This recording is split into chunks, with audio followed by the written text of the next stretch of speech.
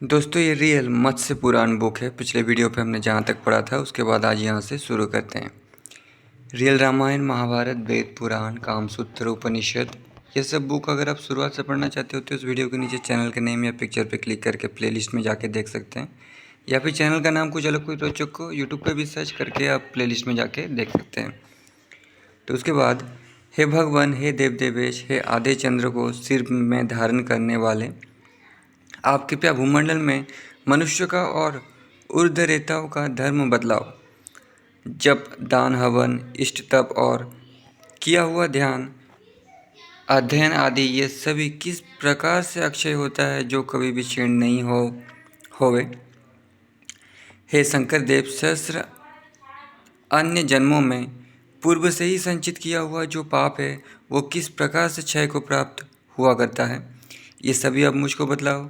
जिसमें विशेष रूप से अवस्थित होकर भक्ति से आप संतुष्ट हुआ करते हैं, हे परमेश्वर, उन व्रतों को, नियमों को, आचार को और धर्म को आप बदलाने के योग्य हैं। जिसमें अक्षय गति के देने वाला और जो संपूर्ण सिद्धियों के करने वाले हो, ये सभी आप मुझे परम अनुग्रह करके बतलाइए। तो ऐसा ऋषि कह रहे हैं, ठीक है। ऋषि कह रहे हैं कि शिव ने ऐसा कहा था और ऋषि ने किसी और ऋषि से सुना है। मेरे हृदय में इसके श्रवण करने का बड़ा भारी कौतूहल हो रहा है। भगवान महेश्वर ने कहा, हे देवी, आप सुनिए, मैं गोपनीय से भी अधिक गोपनीय और उत्तम जो भी है उसे अब तुमको बतला दूंगा। हे विप्र, समस्त क्षेत्र में विख्यात अविमुक्त क्षेत्र मेरा अत्यंत प्रिय होता है। पहले 68 स्थानों में अत्युत्तम स्थान बतलाए हैं जहाँ पर कृति का वसन धारण करने वाले साक्षात स्वयं रुद्र स्थित रहा करते हैं।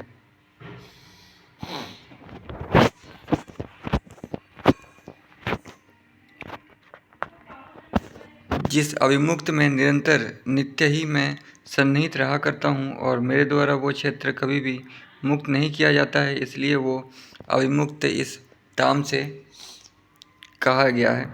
उस अविमुक्त स्थान में सर्वोत्तम परा सिद्धि होती है और उस अविमुक्त में परागति हुआ करती है।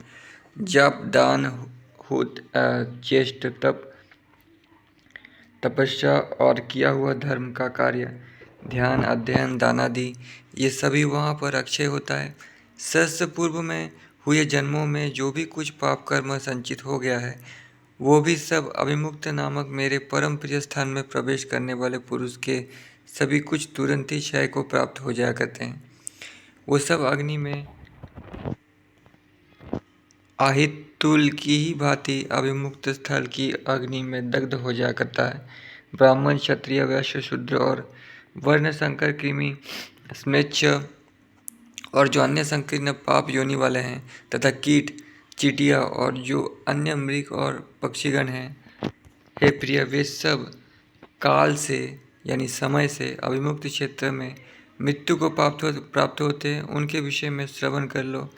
हे देवी, वे सभी चंद्राद्य मौली वाले, विषध्वज और ललाट में नेत्र वाले होकर मेरे शिवपुर में मानव होकर जन्म ग्रहण किया करते हैं। बिना कामना वाला हो अथवा सकाम हो अथवा तिर्यक योनि में रहने वाला हो, कोई भी कैसा ही हो, अविमुक्त क्षेत्र में प्राणों का त्याग करता हुआ फिर मेरे ही लोक में जाकर प्रतिष्ठित हुआ करता है। किसी भी समय में काल के प्रणय से अब भी उस अविमुक्त में चला जावे तो पाषाण से अपने चरणों को बांधकर वहीं पर निधन को प्राप्त हो जाना चाहिए, अर्थात वहाँ पहुंचकर फिर उस क्षेत्र को किसी भी तरह से मृत्यु तक नहीं छोड़ना चाहिए। जो कोई भी किसी भी तरह से यदि मेरे परम प्रिय अविमुक्त क्षेत्र में एक बार प्राप्त हो जावे तो फिर उससे कभी भी निकल कर नहीं जाना चाहिए। वो पुरुष भी मेरे पद को प्राप्त हो जाया करता है, इसमें कुछ भी विचार करने की आवश्यकता नहीं है। वस्त्रपद, रुद्रकोटि, सिद्धेश्वर, महालय, गोकर्ण, रुद्रकर्ण, शूर्पणाक्ष, अमर, महाकाल, वयावरोहन, ये स्थल भी दोनों संध्याओं के सानिध्य होने से परम पवित्र स्थल है। कालिंजर, वन, शंकुकर्ण, स्थलेश्वर, ये स्थल भी पवित्र हैं। हे प्रिय, मेरे सानिध्य होने के कारण से ही ये पवित्र होते हैं। हे वयारोहे, अविमुक्त में त्रिसंज्ञ है, इसमें कुछ भी संशय नहीं है। हरिश्चंद्र परम गुज्य है और आम्रातकेश्वर भी गोपनीय है। जलेश्वर गुज्य है और श्री पर्वत भी उसी भांति गुज्य स्थल होता है। महालय उसी भांति गुज्य है और कृमि चंडेश्वर परम शुभ है। गुज्य से भी अधिक गुज्य केदार तथा महाभैरव है। हे प्रिय, ये 8 स्थान हे प्रिय मेरे ही सानिध्य से है बरारो है। अविमुक्त में त्रिसंध्य है, इसमें कुछ भी संशय नहीं है। हे सुब्रते, तीनों लोकों में जो भी स्थान सुने जाते हैं वे सभी अविमुक्त क्षेत्र के पादों में नित्य ही सन्निहित रहा करते हैं। इसके अनंतर दिव्य उत्तर कथा जो कि अविमुक्त की है उसे हे शोभने, उसको जिसमें भावितात्मा ऋषियों का महात्म्य है अब स्कंद बतलाएगा। नर्मदा महात्म्य। ऋषिगण ने कहा, हे श्रेष्ठतम, आपने अभिमुक्त क्षेत्र का महात्म्य तथा रीति से कह दिया है, यथारीति से कह दिया है। अब नर्मदा का महात्म्य वर्णन करने की कृपा कीजिए, जिसमें ओंकार का महात्म्य, कपिला संगम का महात्म्य तथा पापों के नाश करने वाले अमरेश का महात्म्य कहा जाता है। पहले काल में जब सभी विनष्ट हो जाया करते हैं, ये नर्मदा कैसे नष्ट नहीं हुई थी और उस समय में भगवान मार्कंडेय भी विनष्ट नहीं हुए थे, ये सभी आपने पूर्व में वर्णित किया था। अब पुनः इस सब का विस्तार पूर्वक वर्णन करने की आप कृपा कीजिए। श्री सूत जी ने कहा, यही प्रश्न इसी तरह से महात्मा पांडव ने महामुनि मार्कंडेय से पूछा था, जिसमें नर्मदा का महात्म्य भी था। मार्कंडेय महामुनि परम उग्र तप से युक्त थे। उनसे वन में ही निवास करने वाले श्रीधाम धर्मपुत्र ने पहली इस महागाथा को पूछा था। युधिष्ठिर ने कहा, हे द्विजों में परम उत्तम, आपके ही प्रसाद से मैंने अनेक प्रकार के धर्मों का श्रवण किया था। हे सुब्रत, अब मैं पुनः उनको ही सुनना चाहता हूँ, सो आप मेरे सामने उन्हें कहिए।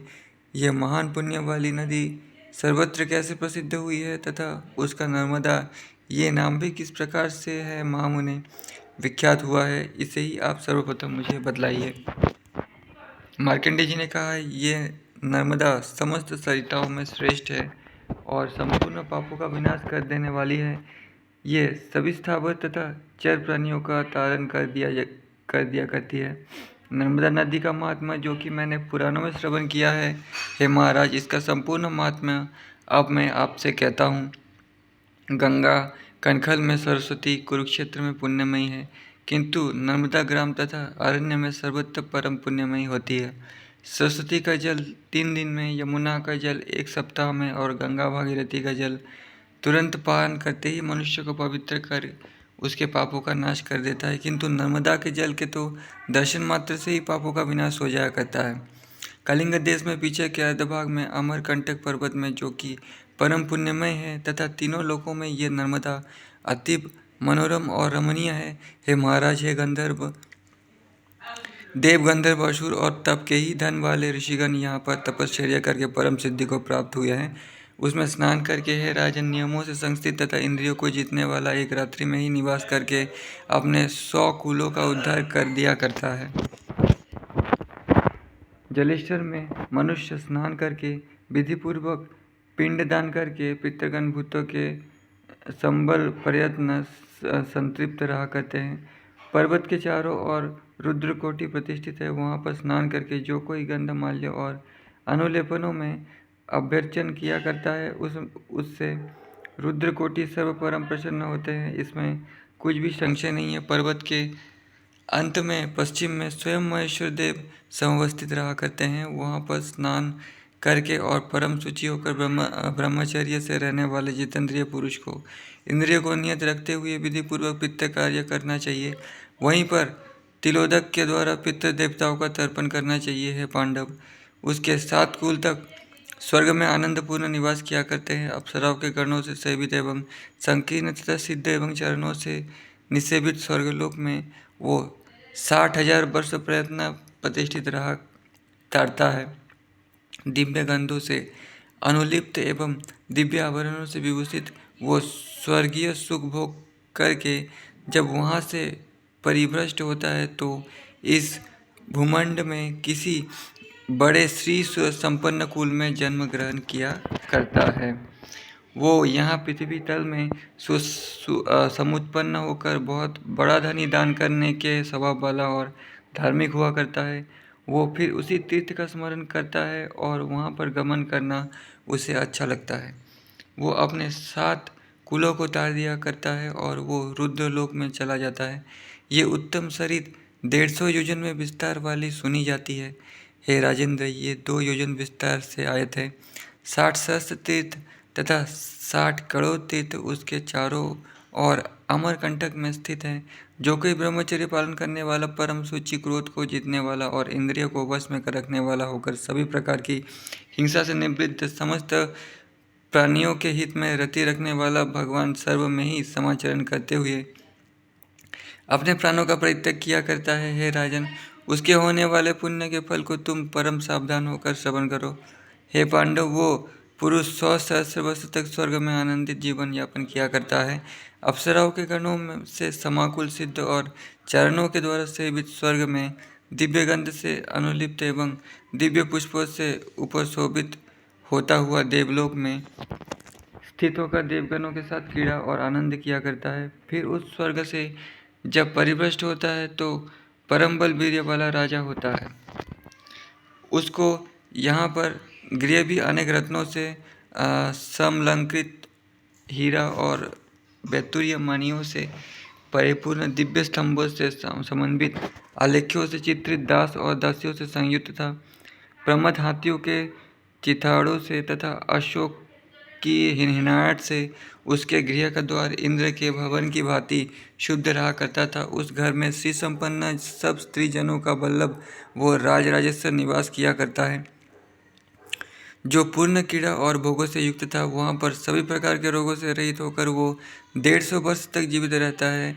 जो कोई पुरुष उस अमरकंटक में मृत्यु को प्राप्त होता है, उसे इसी प्रकार के भोगों के उपभोग करने का अवसर प्राप्त होता है, जो अग्नि में, विष जल में तथा अनाशक में, हे नराधिप, अमरेश में पतन किया करता है। उसकी अंबर में पवन की भांति अनिर्वतिका गति हुआ करती है। 3 सहस्त्र कन्याएं और एक एक की दूसरे उसके भुवन में स्थित रहती है और प्रसन्न की प्रार्थनाएं किया करती है। इस प्रकार से परम दिव्य भोगों से सुसंपन्न होकर वो अक्षय काल प्रयत्न क्रिया करता है। उस पर्वत के चारों ओर रुद्रकोटि प्रतिष्ठित हैं।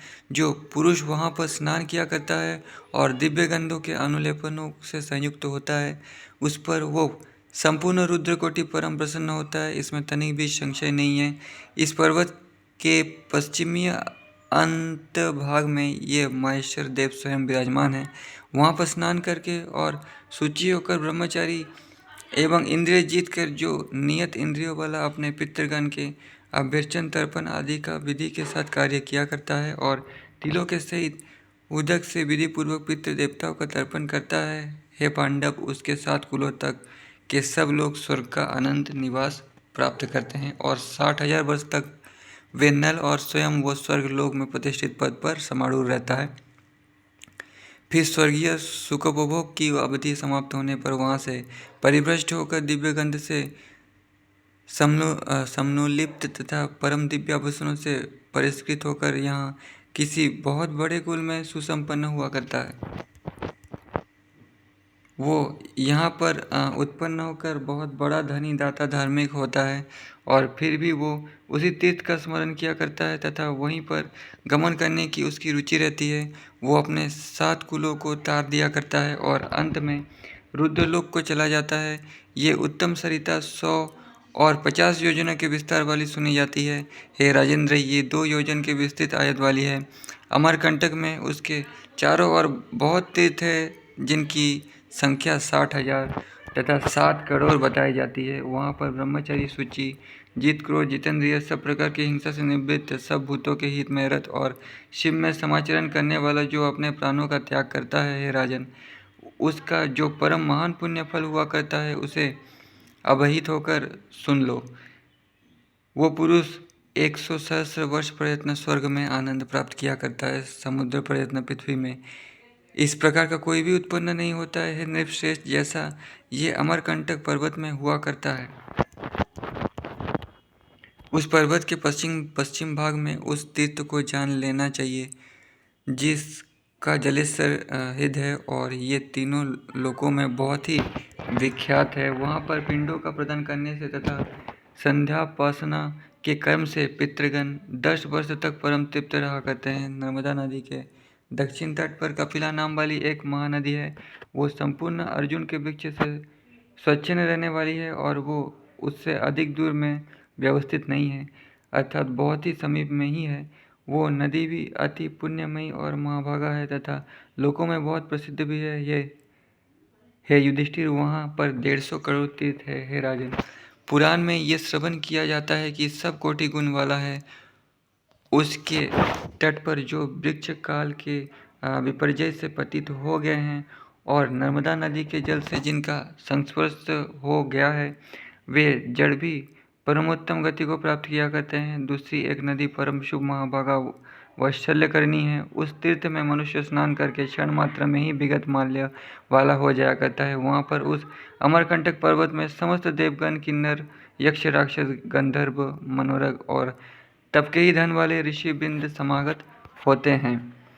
इन सबके जो तपोधन मुनिगण थे वहाँ पर एकत्रित होकर नर्मदा नदी का समाश्रय प्राप्त किया था तथा विशल्या नाम वाली पुण्यमय नदी को समुत्पादित किया था, जो महान भाग वाली और सभी प्रकार के पापों का विनाश करने वाली है। हे राजन, उसमें मनुष्य स्नान करके जितेंद्रिय तथा ब्रह्मचारी रहकर एक रात्रि में वहाँ पर निवास करता है तो वो अपने 100 कुलों का उद्धार कर दिया करता है। हे राजाओं में परम श्रेष्ठ कपिला और विशल्या, इनके विषय में सुना जाता है कि प्राचीन काल में ईश्वर ने लोगों के हित की कामना से ही इनको कहा था।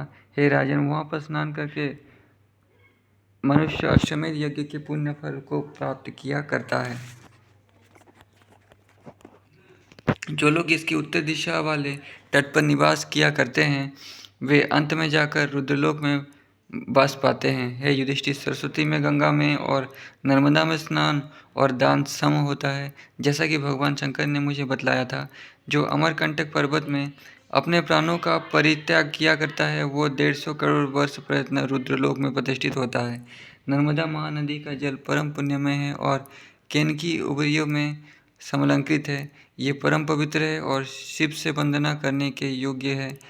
इसके जल का स्पर्श करके ही मनुष्य सब पापों से छुटकारा पा जाता है। नर्मदा पर्वत पुण्य है और ब्रह्म हत्या के महापातक का हरण करने वाली है। एक अहोरात्र वहाँ पर स्थित रहकर उपवास करने से ब्रह्म हत्या से छुटकारा हो जाया करता है।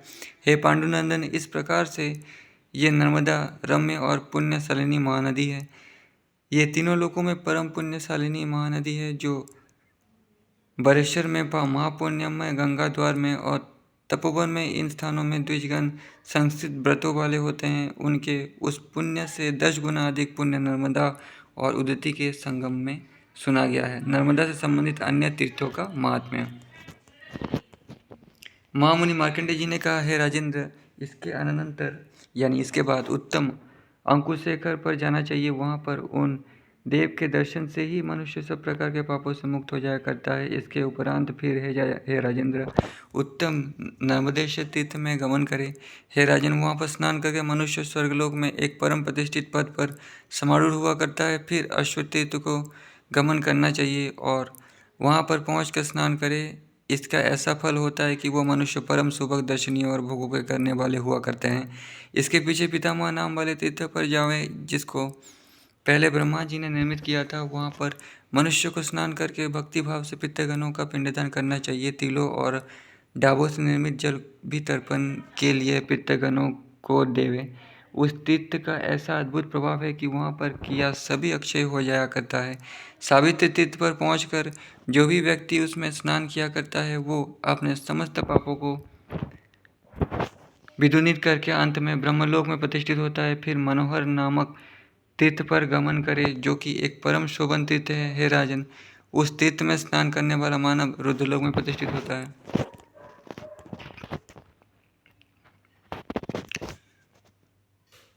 इसके अनंतर हे राजेंद्र उत्तम मानस तीर्थ पर गमन करना चाहिए। हे राजन, वहाँ पर स्नान करके मनुष्य रुद्रलोक में प्रतिष्ठित हो जाता है।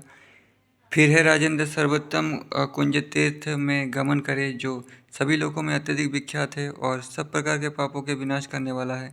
उस तीर्थ पर जो भी कामनाओं के प्राप्त करने की इच्छा करता है, जैसे पुत्र, पशु और धन आदि, उन सभी का प्राप्ति है नराधिप वहाँ पर स्नान करके प्राप्त कर लेता है। इसके पश्चात है राजेंद्र त्रिदेश ज्योति विश्रुत नाम वाले तीर्थ पर जाना चाहिए, जहाँ पर वे ऋषि कन्याएं सुंदर व्रतों वाली होकर तपश्चर्या करती हैं। उन कन्याओं का यही मनोरथ था कि हम सबका भर्ता अविनाशी प्रभु ईश्वर होवे। उनकी तपस्या से दंड रूप के धारण करने वाले हर महादेव परम प्रसन्न हो गए थे। वे देवेश विकृत मुख वाले विवत्स व्रती उस तीर्थ पर समागत हुए थे।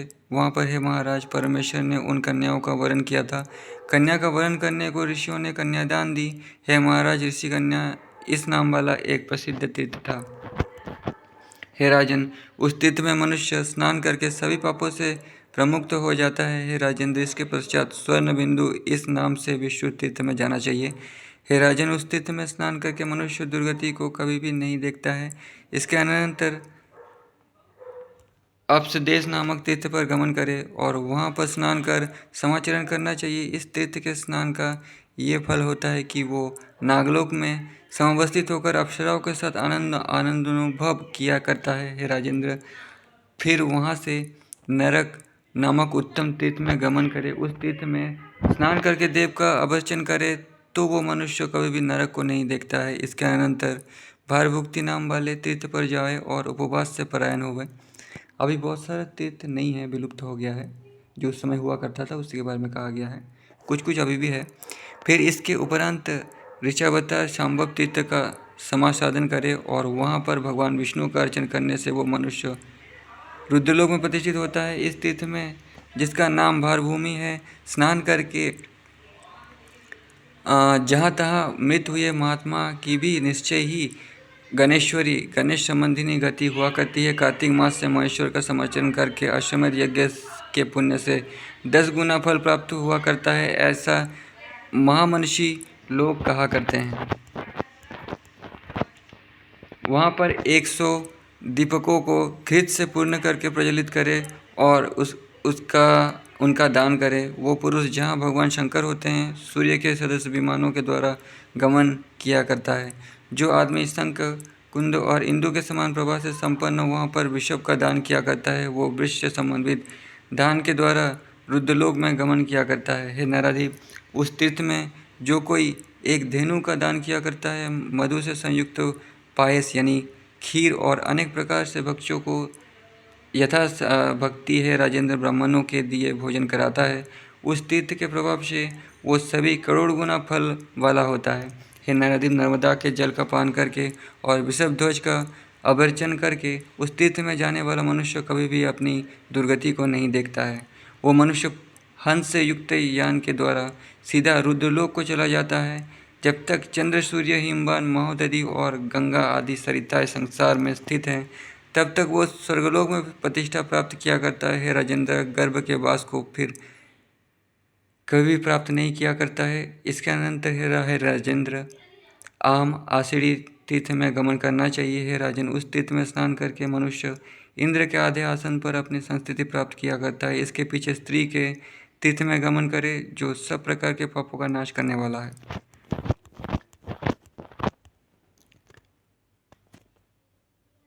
वहाँ पर भी केवल स्नान भर कर लेने वाली निश्चय ही गणेश्वरी गति हुआ करती है।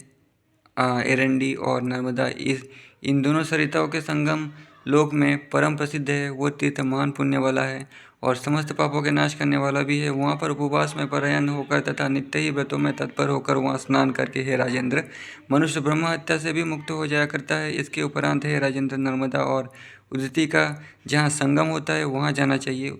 वहाँ जाने वाला मानव अश्वमेध यज्ञ के पुण्य से 3 गुना पुण्य फल प्राप्त किया करता है।